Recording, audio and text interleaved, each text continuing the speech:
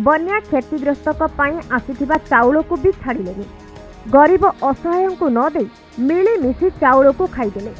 सूचना अनुसार 2011 मसीहा जनगणना अनुसार आसीथिबा चाउल को स्थानीय लोकप्रतिनिधि योग्य लोकों को न दे निज समर्थकों को बांटी अभियोग होइछि।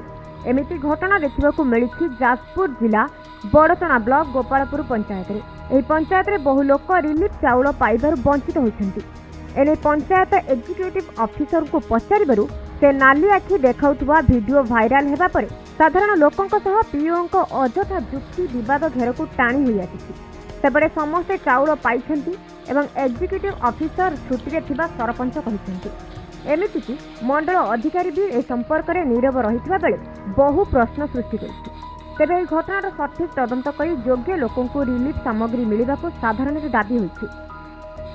जे पुओ आमठ ये सेपरेट हो सारे आज की 10 वर्ष है तार अलग रेशन कार्ड अलग घर नंबर सब अलग किंतु सी आसिक घरे ही नष्टा होती आम घरे पानी भितर पशिलु आमर गोरु महिषी खाइबा नागी आपण आम तो ये जहाँ को कहूँ सी आमको धोरे बाया कहीं गोड़ौनी आप सरकार आर विचार करेंगे जे सरकार जो असहाय लोक बन्या पीड़ित लोक मान जो रिलीफ व्यवस्था करा से खोला बाजार रे बाट बना होची किंतु जो माने न पाइबा लोक तेणु सरकार जहाँ गाइडलाइन अच्छी 2011 जनगणना अनुसार जो माने सब्यस्त होइचंती से माने पाइबा कथा। जिला प्रशासन को पाखरे निवेदन करुची जे कि से यार उच्चस्तरीय तदंत करी जो असहाय लोक मैंने पाई ना से सुव्यवस्था कले आम चिर उपकृत हो। सरकार नियम अनुसार जी चाउल आसला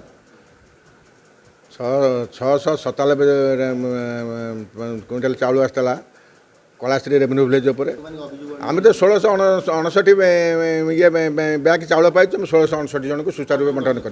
जाजपुर बड़चणारू तापस मिश्र, कोणार्क न्यूज।